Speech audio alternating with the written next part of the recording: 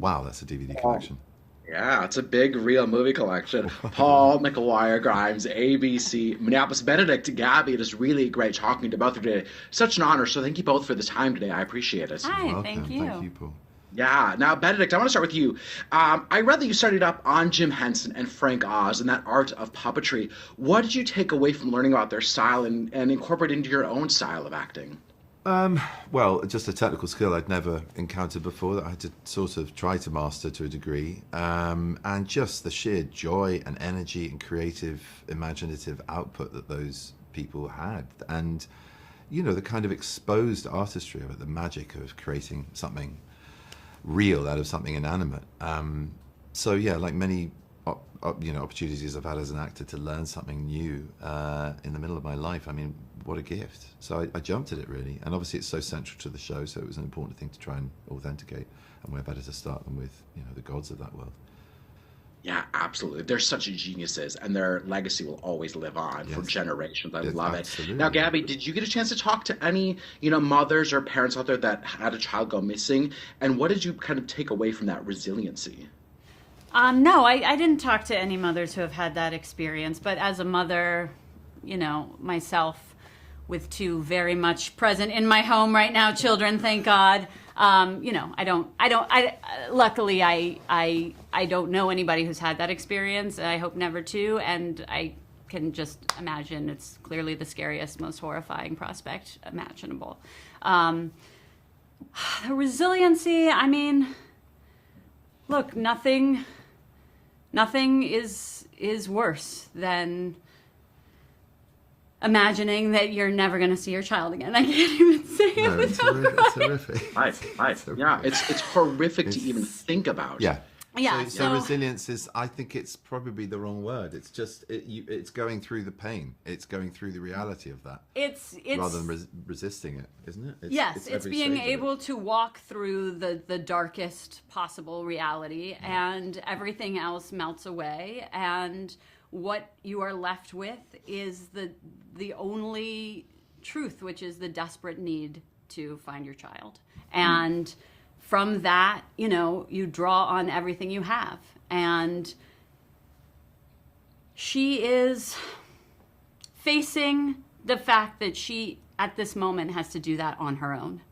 Right. And I think prior to Edgar's disappearance, she might not have been sure that she could do life on her own, with that she could be the mother she wanted to be in this world without the love of her life. Though she knew that's where she needed to go ultimately, I think she was too afraid to make it happen.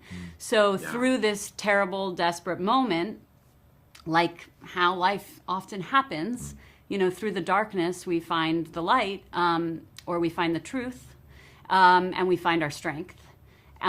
She discovers that she does have it in her to be the mother and the woman and the person in the world that she needs to be on her own, which I think is ultimately what's best for her son, at least at this juncture. So I'm a parent myself too, and I know you both are parents, Gabby, like you just talked about. I want to get your advice on this. We see with Vincent, he's so obsessed with his work. How do you both leave work at work and not bring it home, especially with a project like this that is all about family trauma? By having your own family. I mean, there's nothing more immediate to sort of shed the skin of an imagined reality into a real one. They demand, as you were saying earlier, your attention has to be present. You don't go home and talk about your day at work. You go straight into their day at work, their day at life, what their needs are. And it's grounding, it's exhausting, and it's magic. And it's certainly the panacea I need to be able to go to dark places in my work and then shake that off, not have it as a part of my home life at all. And I think, I don't know, I mean, what do I think? It's really important to do that. I think just for mental health, it's incredibly important to do that. They sure will ground you at any moment sometimes, which is great. I got the wrap. Thank you about time today. Gabby, Navis, McKinley, Abby, it is really great talking to both of you today. McKinley, you are so fantastic in this. And as a gay man, it was so moving and heartbreaking at times to see what your character goes through. So thank you for such a beautiful performance. Thank you. Yeah. Now I want to start with you. You play a black gay cop who's closeted in a very specific time in New York in the 1980s. What did you either learn or were reminded about this time in our kind of gay history? I mean, living in 2024 now, where like in some ways it's like cool and fun to be queer, to step back, what, 30, 40 years? 40. And at a time where like being out was dangerous, for a detective, to be out would to be like career suicide in some ways. So to play someone who is sort of figuring out how to balance and forced to compartmentalize in that way, is both interesting and sobering. And it being couched in the AIDS epidemic, and it's just a reminder of how important the awareness around HIV and AIDS is, and also just how hard it is to sort of be living in a time where a thing is happening to you and your friends and the people that you socialize with that you don't fully understand, and how much fear is involved, both for you personally and for people who are sort of observing it. And for LaJoy specifically, with his partner William, watching someone sort of deteriorate and be mourning them while they're still here in a way, is heartbreaking. But it's also like gave a lot of room for me to fully live in what it is to love in a queer space, and to find all the nooks and crannies and the little beautiful pieces to share. And I'm very proud to get to do that. Yeah, absolutely. That was beautiful. I think our history is so important. I hope people remember that the further that we get away from it. Now, Abby, as you started to kind of conceive of this story and so many moving parts that you have in it, where did it kind of start with? Was it Edgar's abduction first, or was it the setting and the time period that was attractive to you? I think it was a couple of things. I think, yeah, you're right. I mean, I loved 80s New York. I visited there when I was in my late teens. I spent some time there, so I was very kind of enamored with the place. It was also such a strong character in all the movies and the films I had seen.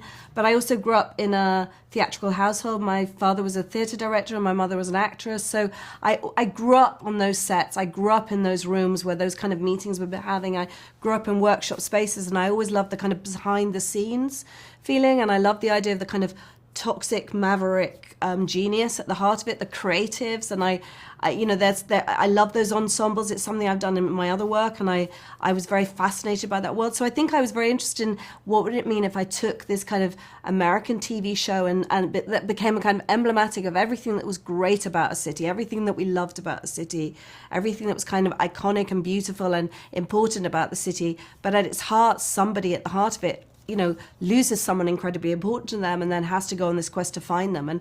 And that became a kind of metaphor for opening the window on the bigger world of New York. And so I suddenly found that all those themes that had been incredibly relevant to me in the 80s, I grew up in the AIDS era. I was a teenager when we were dealing with the AIDS pandemic, and I'd seen it, throughout my life, I've seen evidence of institutionalized racism and, that within our own police force in the UK, and that felt very, very pertinent. I've watched the gentrification of cities, and I've watched that low-income community being vilified. And so for me, going to that other place allowed me to kind of tell a fable.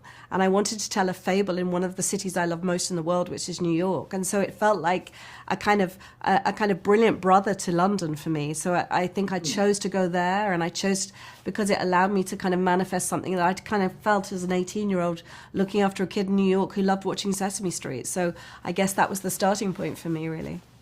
Absolutely. I love that comparison of New York and, London being brothers. I love New York City so much. We're going there in a few weeks, and I just cannot wait to get back to that city. I got the wrap. Thank you both so much. It was a pleasure, so thank you. I appreciate it. Thank you. Thanks a lot. Take care.